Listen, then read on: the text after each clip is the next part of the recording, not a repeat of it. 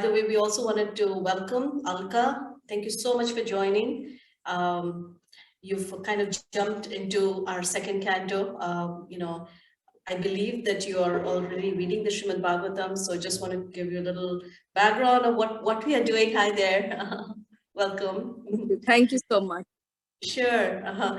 So yeah, we are actually the Srimad Bhagavatam, as I'm sure you know, is actually the summary or the essence of all the Vedas. So there are four Vedas, Puranas, Upanishads, and then there's a Vedanta Sutra, the Brahma Sutras.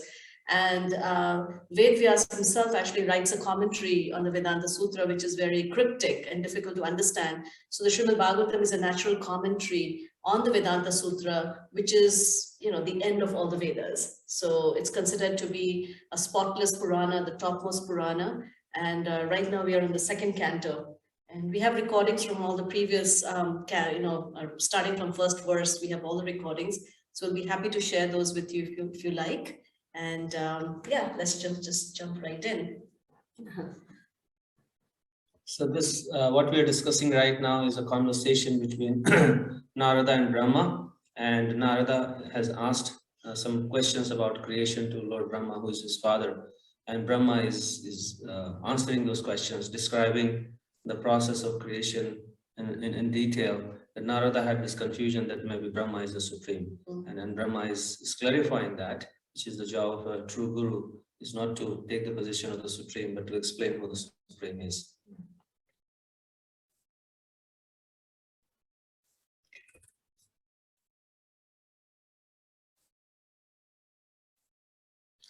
Om Namo Bhagavate Vasudevaya. Om Namo Bhagavate Vasudevaya. Om Namo Bhagavate Vasudevaya. Narayanam Namaskritya Naram Chaiva Narottamam Devim Saraswatim Vyasam Tato Jayamudiraye Nashtaprayeshu Bhadreshu Nityam Bhagavata Sevaya Bhagavati Uttam Shloke Bhaktir Bhavati Nashtaki Narayane Bhagavati Tat Idam Vishwamahitam Grihitamayuruguna Sargadavaguna Swataha. All the material manifestations of the universes are therefore situated in his powerful material energies, which he accepts self-sufficiently, although he is eternally without affinity for the material modes. So this is an important point, that sometimes we wrongly think that Krishna or Vishnu is creating these material universes. He has some stake in them, or he needs something from this material universe, or he is affected by this material energy, and therefore he acts in improper ways, or ways that are self-motivated. But here Brahma is clarifying that Krishna he's self-sufficient. He doesn't need anything. He's Atmarama. He doesn't need any pleasure or happiness from this material world. We are looking for something, on the other hand, something from this material world. We are lacking pleasure, happiness from inside, and therefore we are looking for something from outside in this material world. But Krishna is not like that. And neither is he affected by the material modes. What does it mean to be affected by material modes? We come under the grips of anger, envy, lust, illusion, and these kind of things. And Krishna is never, and therefore wherever he acts, his actions are always beyond the purview of material nature, and therefore they are meant for the good of every living entity. I was just thinking that, this, what you just said about we want to enjoy this material energy, right? And so therefore, this whole material world is actually created just to facilitate our fantasies and our desires. And, for Krishna, this is just an energy that was just yesterday, actually, I was just reading how this energy is in a sleeping condition. And then Krishna wakes up this energy to engage her in a service to facilitate our desires. And in another place in the 11th canto, it is described that actually Krishna never directly enjoys matter. But when we take that matter and we offer it to Krishna, then through our offering, Krishna actually relishes that offering and engages with this material energy. So this material energy is just another energy, but it's called a shadow energy of God. So there are three primary energies of God. One is the material energy, the other is the spiritual energy, and we are like this marginal energy, which means that we have a choice of either being under matter or we have the choice of being under spirit. And so sometimes we choose material energy, or sometimes we choose spiritual energy. And based on that, we decide whether we want to be in this material sphere, or we want to be in the spiritual sphere. And of course, we know, right, what is the effect of being in the material sphere?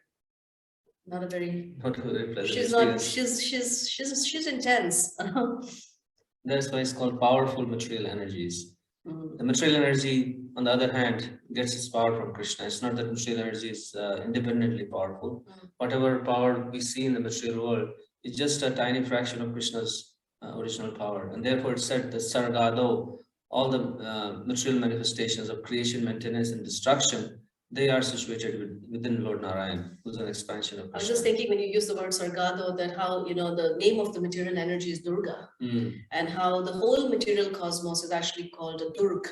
A Durg means a fort meaning a place from which it is impossible to get out. I remember when we had traveled, when we had gone to see the Alcatraz, right? How difficult it is for a person to actually leave or run away. And there were some people who tried to actually elope from that Alcatraz, but they, there's no way. The same way this Durga is impossible to actually exit. So that's why she's known as Durga, or one who's in charge of this Durg. Text 32. Srijami tanniyuktoham haro harati tadvasaha vishwam purusha rupena paripati trishakti dhrek. By his will I create, Lord Shiva destroys, and he himself in his eternal form as the personality of Godhead maintains everything. He is the powerful controller of these three energies. So the three aspects of manifestations, everything is under the control, everything is properly planned by the Supreme Lord. So Krishna, as Lord Vishnu, he creates, which means he provides all the material ingredients, earth, water, fire, our senses, sense objects. That is called Sarga, the primary creation. And then Lord Brahma, he does the Visarga, which is the secondary creation, taking all those things together and creating different planetary systems within the universe, creating the bodies of all different living entities, which are again supplied by Vishnu only. And Lord Vishnu, Lord Shiva does the service. This is the service that they all perform. Lord Brahma, Lord Shiva, they perform this service of destruction, which is also necessary in this material world because everything is temporary. So that the aspect of annihilation or destruction is inbuilt process in this material energy, and it is a difficult thing to do. Nobody likes to like to see anything getting destroyed, but this destruction is important because it allows us to see the impermanent nature of everything, and it allows us to seek out what is permanent. I was just thinking that how, I really like this image in my head about how Lord Shiva at the end becomes completely frustrated, and he's like, such a great opportunity was given to you to come out of this material sphere, and you didn't utilize it. And then he does this whole dance of destruction and he destroys everything. Another thing I was thinking was Prabhupada actually goes into some discussion here about personalism and impersonalism, that, for students of Bhagavad Gita, Krishna so clearly in Bhagavad Gita 7.7, he says, Mata Parataram Nanyat. He says, there's nothing above me. So, even though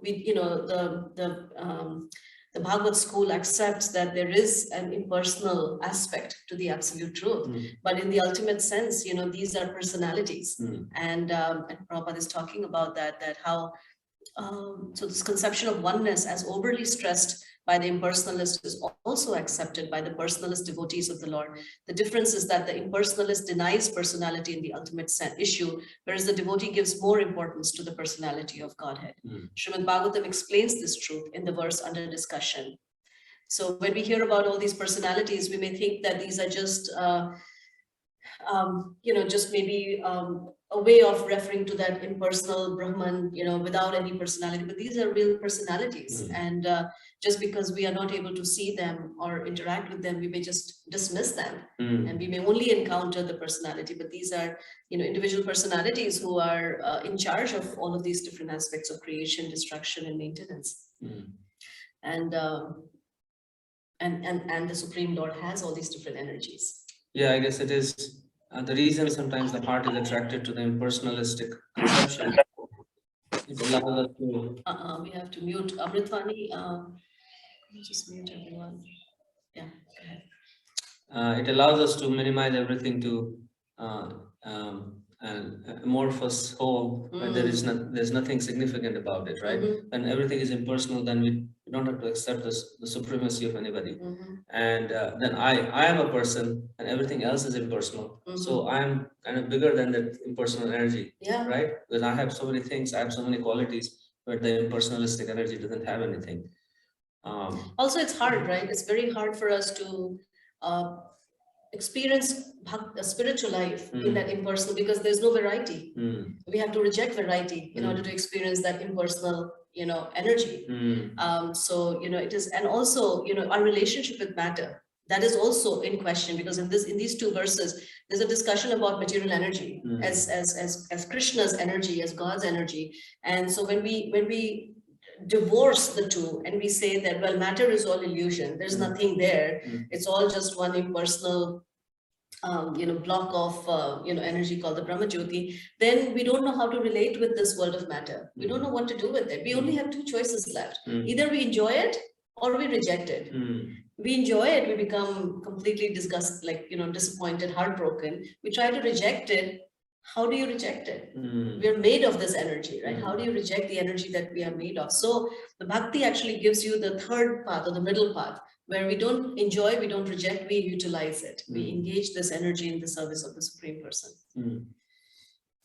Iti te vihitam tata yathedam anuprishyasi dhanyat bhagavata kinchit bhavyam sadatmakam. My dear son, whatever you inquired from me, I have thus explained unto you, and you must know for certain that whatever there is, either is cause or effect, both in the material and spiritual world, is dependent on the Supreme Personality of Godhead. So this is like a very conclusive verse from this conversation between Narada and Brahma. It's kind of summarizing that one should not have any confusion as to the ultimate cause of everything. And he's saying that Lord Vishnu or Krishna is the ultimate cause of everything. And the effect also is the Supreme Lord. It's not that the effect that is there is disconnected from the Supreme. The effect. What is the effect? Yeah, the effect, whatever we see, everything that we see has a cause and effect, right? So you take any random thing in the world, there is a cause and effect. And the ultimate cause of that cause is also Krishna, and the effect of that effect is also Krishna. So therefore, we don't have any credit to take for anything. Our material conditioned mind wants to take credit for everything and wants to blame everything that is not in our favor. And therefore, it's constantly playing this role of being the controller and being the master of everything. And so here it's clarified that every cause and effect is coming from Krishna. So we have a very insignificant role to play. I think we should talk about these two verses that kind of affirms that. One is from Brahma Samhita. Ishvara Parama Krishna Satchidananda Vigraha Anadir Adir Govinda Sarva Karana Karanam. He's the cause of all causes. And then the Bhagavad Gita 10.8 states Aham Sarvasya Prabhavo Mata Sarvam Pravartate Iti Matva Bhajante Ma Buddha Bhava Samanditaha. So again, that I'm the source of everything. And actually the Vedanta Sutra also describes the absolute truth, because sometimes we use the word God, and it's such a ambiguous word. It doesn't, different people have different understanding, meaning of God, but the Vedanta Sutra comes in and really steps in and defines what is that absolute truth, and says that from which everything else emanates. So then the question is that what is emanating? So we see all of these varieties of forms, taste, sound, all these different creations that we see around ourselves. All of us, we are emanations, and we have attributes.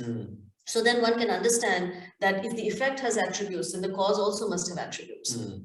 If the effect has form, then the form must also, the cause must also have form. So in this way, we can understand that if we have more than the source, right, then that logically doesn't add up. Right? Yeah. And I guess this verse from Bhagavad Gita is significant because here Krishna is emphasizing the same thing twice. He says, Aham Sarvasya Prabhavo, that everything actually comes from, I am the source of everything, and then Matta Sarvam Pravartate, from me comes everything. So it's kind of saying the same thing twice. And I guess and the reason Krishna is saying that, because it's hard for us to understand and accept that everything comes from Krishna. And therefore we challenge, we may say, oh, well, the spiritual world maybe comes from Krishna, but not the material world. maybe there are few things which are not under Krishna's control. And then things like that, those doubts may come, so therefore Krishna emphasizes it twice. Na bharati me anga mishopalakshate na ve kvachin me manaso mishagati na me rishi kani patantya satpathe yan me hitotkantyatvatadito hari. O Narada, because I have caught hold of the lotus feet of the Supreme Personality of God and Hari with great zeal, whatever I say has never proved to have been false. Nor is the progress of my mind ever deterred, nor are my senses ever degraded by temporary attachment to matter. I think we should do the purpose. So amazing. Lord Brahma is the original speaker of Vedic wisdom to Narada, and Narada is the distributor of transcendental knowledge all over the world through his various disciples like Vyasadeva and others. The followers of Vedic wisdom accept all the statements of Brahmaji as gospel truth, and transcendental knowledge is thus being distributed all over the world by the process of disciplic succession from the time immemorial since the beginning of the creation. Lord Brahma is the perfect liberated living being within this material world, and any sincere student of transcendental knowledge must accept the words and statements of Brahmaji as infallible. He's speaking, the reason he's speaking this is that Narad may question that why should I accept your words? Right? What is the validity or veracity of your statement? So he's kind of saying that it's not coming from me, it's coming from the source. The Vedic knowledge is infallible because it comes down directly from the Supreme Lord unto the heart of Brahma. And since he is the most perfect living being, Brahmaji is always correct to the letter. And this is because Brahma is a great devotee of the Lord who has earnestly accepted the lotus feet of the Lord as a supreme truth. In the Brahma Samhita, which is compiled by Brahmaji, he repeats the aphorism, Govindam Adi Purusham Tamaham Bhajami. I'm a worshipper of the original personality of God at Govinda, the primeval Lord. So whatever he says, whatever he thinks, and whatever he does normally in his mood are to be accepted as truth because of his direct and very intimate connection with Govinda, the primeval Lord, the primeval Lord. So it's very, very important point actually, that what we say, where is it coming from? Is it coming from my own mental concoctions, my own mind, which is anyways very fickle? If I cannot trust my mind, why should anyone else trust my mind? Because in the Kali Yuga, we find that there are so many so-called speakers or gurus who may speak so many nice things, but one has to question, like Narada is questioning Brahma. I mean, who can question Brahma? But Narada is politely asking him, can you verify what is your source? What is your source? Yeah.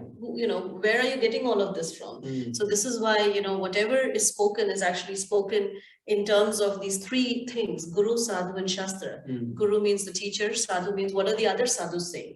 Is there any other sadhu that is collaborating or, you know, validating what is being said? And then finally, it has to have its foundation in the Shastra, in the books of knowledge. Otherwise, it is simply a disturbance to society, anything that is not based on that foundation. And it's a great disservice because people are normally ignorant, and when they're seeking relief from the pangs of material miseries, and when spirituality is presented to them as from an inauthentic source, then people they get cheated.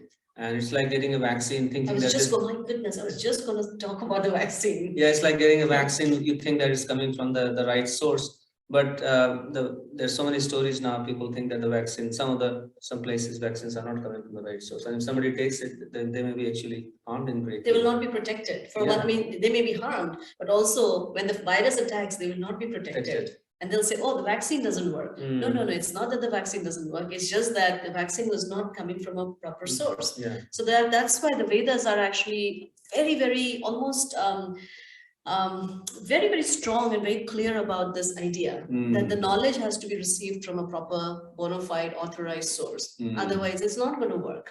And so that's why we see here that, okay. And Prabhupada goes on to see the devotees are specially protected by the Lord so that they may remain infallible. Therefore, the process of devotional service always begins in the service of the devotee who appears in disciplic succession. The devotees are always liberated, but that does not mean that they are impersonal. So anyways, this is the we have to check the qualification of the person, and Brahma is speaking the qualification of the person from whom we are receiving spiritual knowledge. The first qualification is that the person must have caught hold of the lotus feet of the Lord Hari with great zeal. That is a practical thing we can see how attached this person is to three personalities. One is the Supreme Lord Hari. So we can examine their activities throughout the day. What are they talking about? How is sitting? How is walking? What are his activities? And the person must have must have a guru themselves who's coming in the disciplic succession. It's not that any random person can just become guru.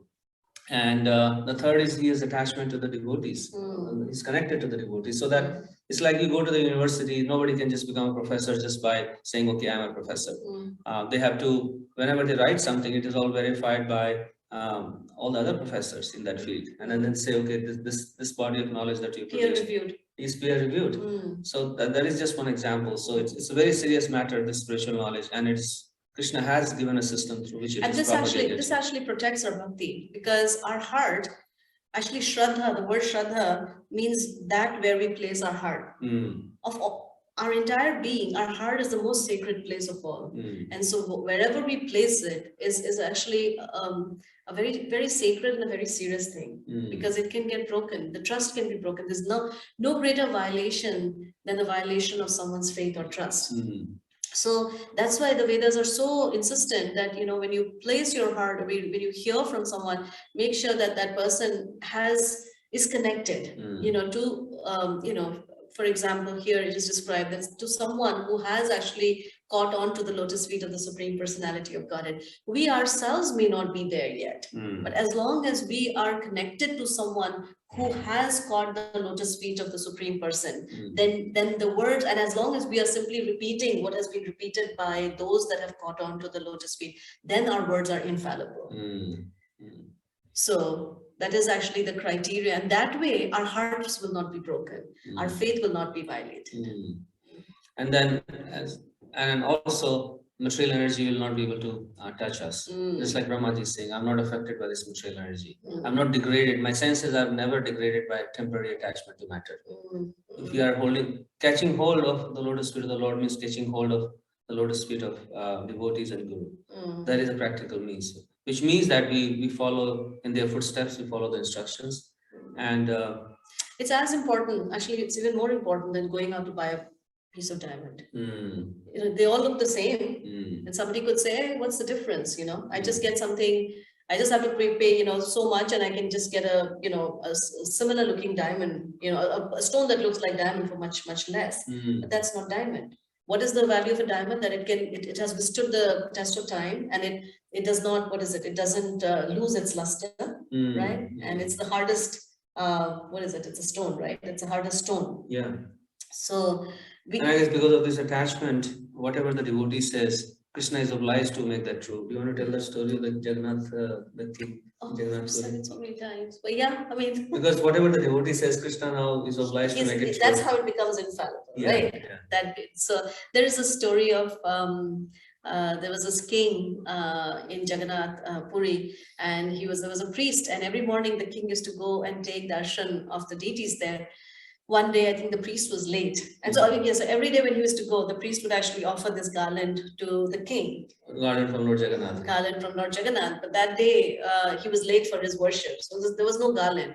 So then he offered a garland that was from the previous day, that had actually been worn by his wife. So when the king put it around his neck, he saw a hair from the pujari's wife in that garland. Immediately he could tell that this is not a fresh garland. So then he became very, very angry, and he called the priest and he said, "What is going on? You know, you're being you know, lax in your worship or whatever, or you know, you've given me a garland with." You explain it. I give you one day to explain it, and if you're not able to. No. He says that. Yeah, so he says, "What's wrong with you?" He says, "Well, you know, this is actually, I did the worship, and this is actually from the deities." He said, "How can it be directly from the deities? There's a piece of hair there." And so then he says, "Well, Lord Jagannath has beautiful hair." And so the king gets even more angry and outraged. He's like, "Oh my God, first you make a mistake, and now you're claiming that Lord Jagannath has hair. For those of you who have seen a deity of Lord Jagannath, he doesn't have any hair." So he says, "You know, how dare you like lie and cheat like this? So tomorrow I'm going to come to the altar in the morning, and I'll see if Lord Jagannath has hair or not. And if he doesn't, then you're in trouble. You know, you're going to be thrown into the dungeon." And so the priest is actually so nervous and so afraid. So he spends the whole night just praying and calling out to Lord Jagannath for protection. The next morning, when the king comes and they open the temple door, they see that Lord Jagannath has these beautiful, dark, you know, curly hair on his head, and the king is completely surprised and stunned when he sees such beautiful hair on Lord Jagannath's head. And he apologizes to the priest, and he goes back, and he's like, okay, I made a mistake. And that night, Lord Jagannath appears to the king in his dream, and he says that don't you dare, trouble my devotees. If my devotee says hair, I have hair, then I have hair. If my devotee says I don't have hair, then I don't have hair. So the point being that this is how Krishna Prabhupada actually talks about this, that Krishna says that my name bhaktya pranashyati, that my devotee never perishes. This is how his devotees never perish, because whatever is spoken by his devotees, Krishna actually honors and upholds that. So the words of a devotee are actually even more true than the words of Krishna himself. And Krishna will do anything to make the words of his devotees. Satyam vidhatum nijavritya bhashitam. This is spoken in the 7th canto when Prahlad Maharaj says there is Vishnu in this pillar also. And Hiranyakashipu doesn't believe that because he doesn't have faith. But because Prahlad says that Lord Vishnu is there in this pillar, Krishna says, I'll appear from this pillar. And therefore, when Hiranyakashipu smashes, Lord Vishnu comes out of that pillar. And this is Krishna's greatest quality of Bhakta Vatsala, that whatever his devotee says, Krishna says, follow my devotee. Also in the prayers of the demigods in the 10th canto, they make a prayer, right, where they say, you are truth, that's such a beautiful verse. Should we read that? I think we're running out of time. Okay. So we'll end here. I think this is a beautiful verse to end on. And I guess we can get our tagline from this verse actually, how to become infallible in bhakti, in spiritual journey, how to become infallible in spiritual journey. All right, so we'll take reflections, comments, questions, anything that you'd like to share.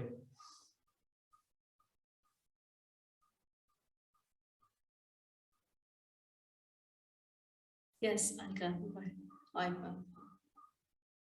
Yeah, go ahead.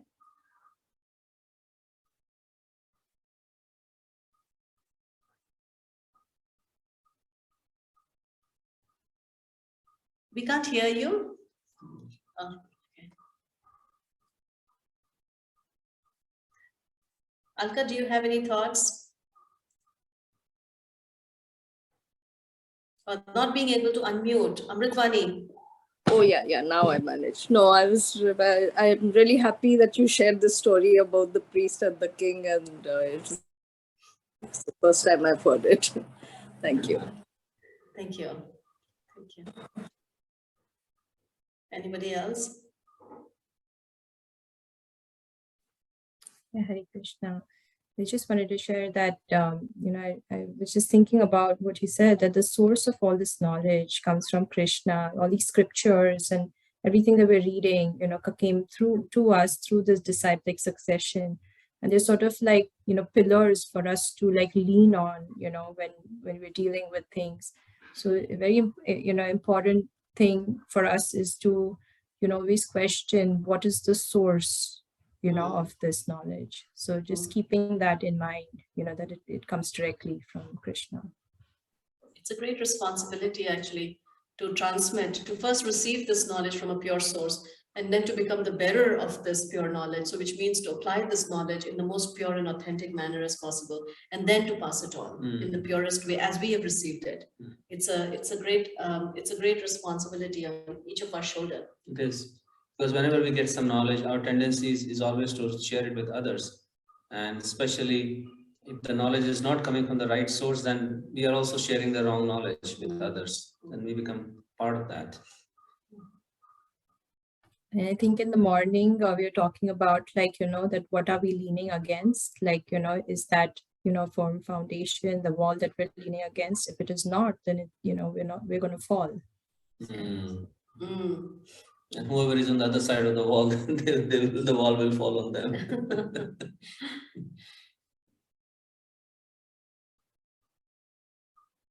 Go ahead, Vishnu. Hare Krishna, Prabhuji.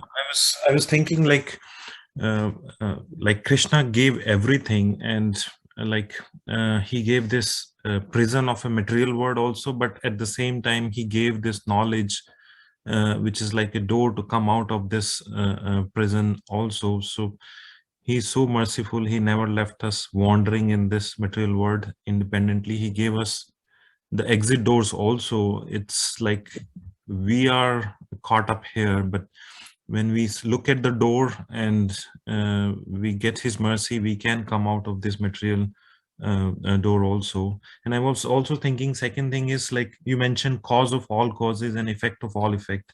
Everything comes from basically Krishna. So that made me think that should I fear that whatever I have, I will lose everything because it's coming from Krishna only, or should I become careless that anyway, if I don't do anything, Krishna is going to give me whatever I want. I should not have to put any effort. But then you explain that the bhakti is like no fear. You don't have to fear. You have to just realize that everything is meant for Krishna. Whether like this material energy or anything, everything is meant for Krishna. I have to just make sure that I should not be lazy enough and do my duty and utilize it for the service of the Krishna. Yes, that's a very good point. Both the points you made are very good. Yeah, a devotee is never lazy. Instead, just like Arjuna, Krishna said that already everybody is killed even before the battlefield of Kurukshetra, and then you do your duty. So Arjuna did not take it lightly. Okay, I will just shoot one arrow here and go and have some snacks and then shoot the other arrow.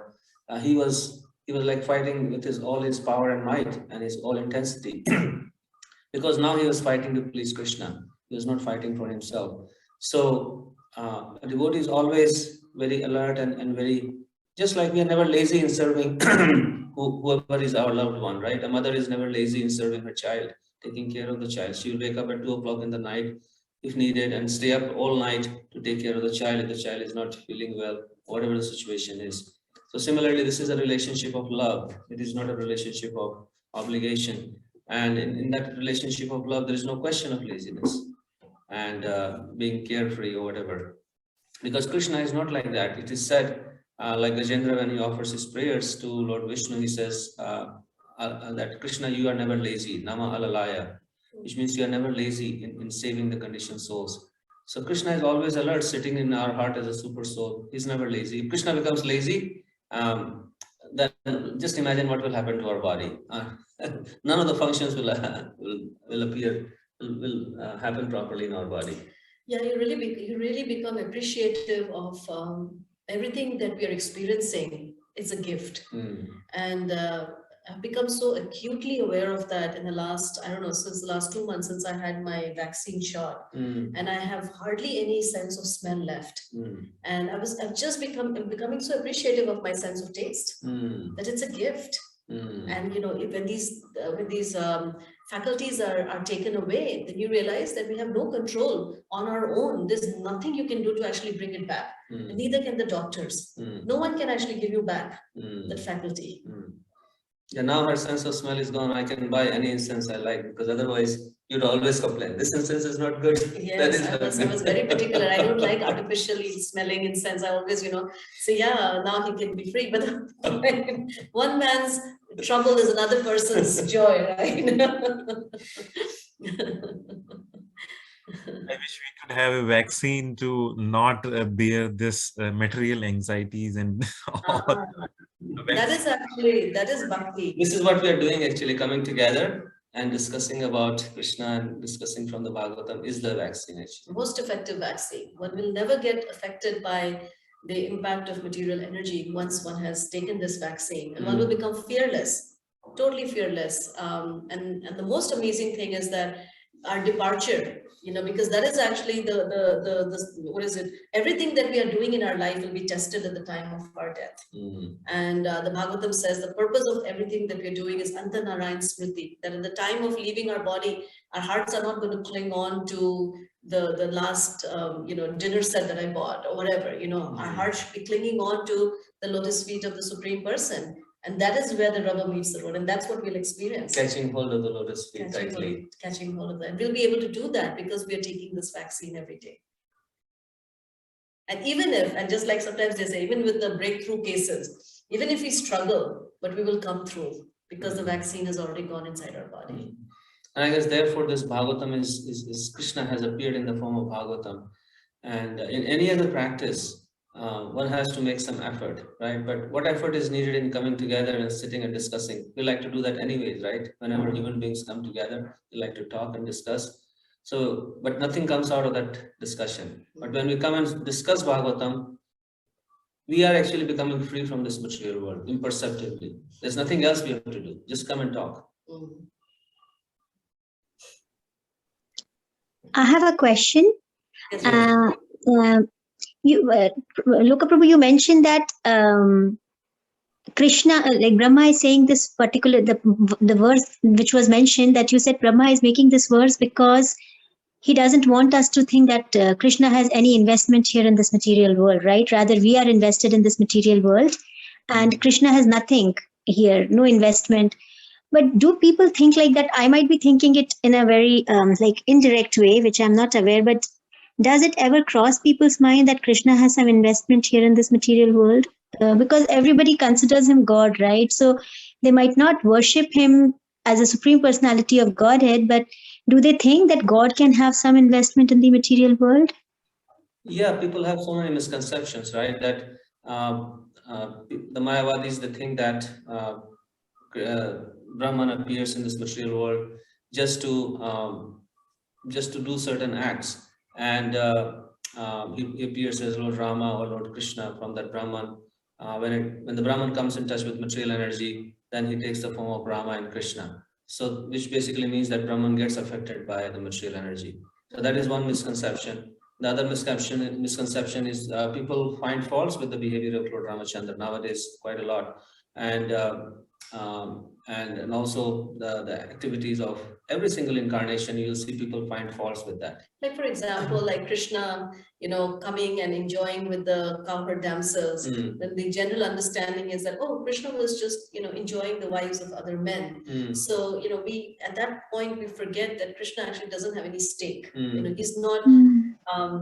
There is no question of him trying to enjoy the material bodies of women in this material world. So like that, there are so many such conceptions. Every time we try to project our material conception on the activities of the Supreme Person, we're actually saying that he has some stake. For example, when Krishna supports the Pandavas, or it seems that he's being not fair, or he's favoring the Pandavas, he's not being fair to the Kauravas. Then it's like, okay, he had some ulterior motive in doing that. Or he's favoring Indra, and when he's killing the demons, he's favoring the demigods, he's killing the demons. So therefore he must have some. He's partial. He's partial, right? That means he has some stake. There's something that he's getting out of it. But Krishna is actually completely neutral. He has nothing to be gained from all of these activities of this material world. The only thing he does is he paritranaya sadhanam vinashaya cha dushkritam, which means that he protects his devotees and he annihilates the miscreants. And what is the reason for doing that? To uphold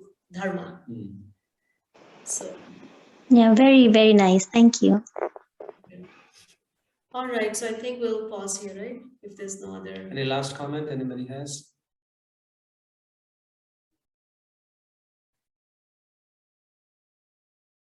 Okay.